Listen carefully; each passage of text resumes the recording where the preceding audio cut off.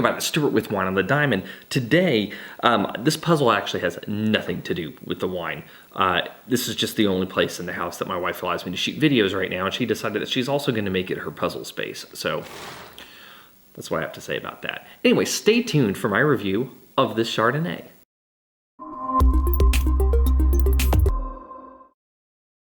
Hey everybody, before we begin today's video, if you like it, go ahead and subscribe to the channel, click that notifications bell, share it with a friend. I mean, maybe leave a comment, do cool things with the video, you know, share it on like the places where all the cool kids are now, like the Facebooks and the Twitters and all that stuff. Yeah, anyway, so today I'm gonna be reviewing the 4 Vines 2018 Naked Chardonnay. It is 13.5% alcohol by volume, and in terms of the price, I can't remember where I put the receipt, but it's under 15 bucks. I'll figure it out where I bought it from and leave that in the video description. So it does have a screw top, but I was a dingus and went ahead and poured it because I jumped the gun on this. Yeah, anyway, so let's just go ahead and get straight to the color then. From a color standpoint, God, it's so humid here. So as of shooting this video, 1 month ago, we had the snowpocalypse here in Texas. So it was 7 degrees outside. Then a week later, it was 71 degrees. 1 month later, the high this Friday is supposed to be 101 degrees. So within about a month after 7 degrees, we're already at triple digits. Sounds about right. Anyway, so getting past the humidity on this glass, from a color standpoint, you are pale lemon, no artifacts, no cloudiness. On the nose, okay, it's naked probably because it's steel tank. It has to be steel tank. I'm not getting a single hint of oak or mallow on this. However, though, I am getting a nice amount of pear. I'm getting a little bit of green apple.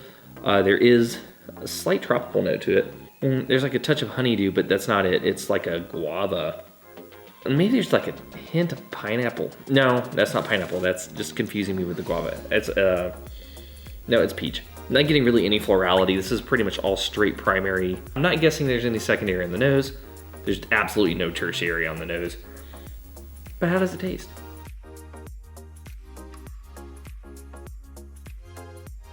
Interesting. It's a medium plus acid body.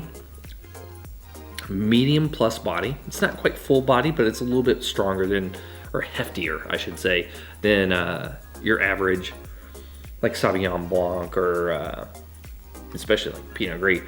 The irony of this is that it actually reminds me very much of a Chenin Blanc that I had the other day in terms of the flavor profile.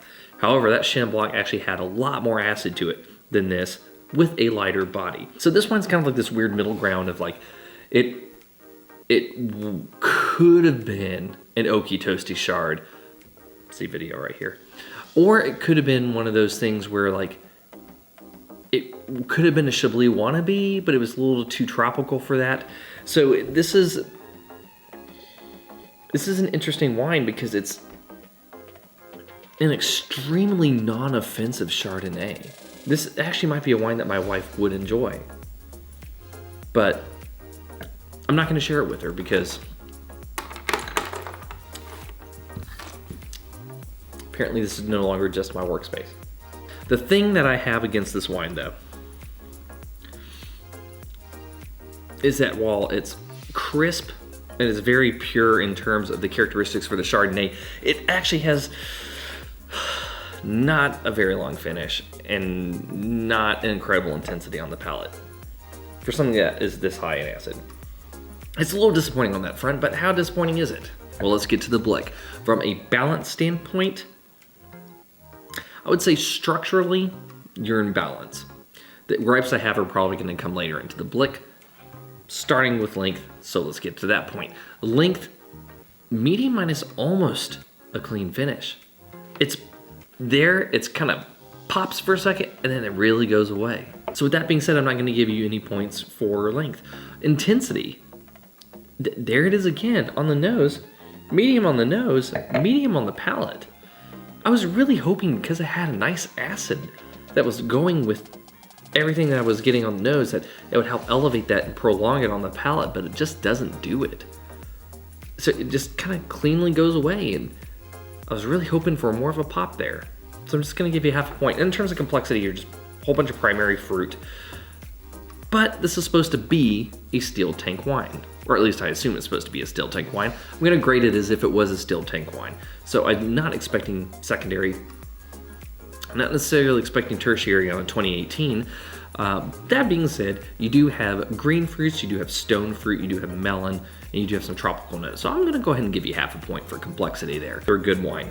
For people who don't like oaky Chardonnay, this is not going to be a bad wine to purchase. For those of you who are expecting a more robust, pure Chardonnay experience, this necessarily isn't it, but it's not a bad Chardonnay experience for you people who don't like oak. It's inoffensive. It's a good weekend sipper. It's a porch pounder. It's something that you can pair with food, light food though, because it doesn't really have a ton of intensity on the palate, so you don't want to overpower it too much.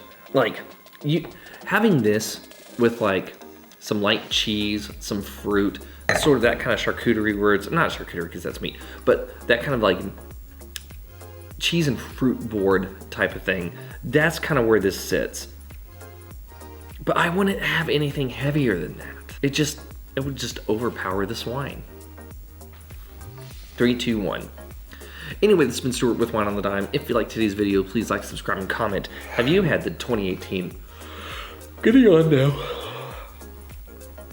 3, 2, 1.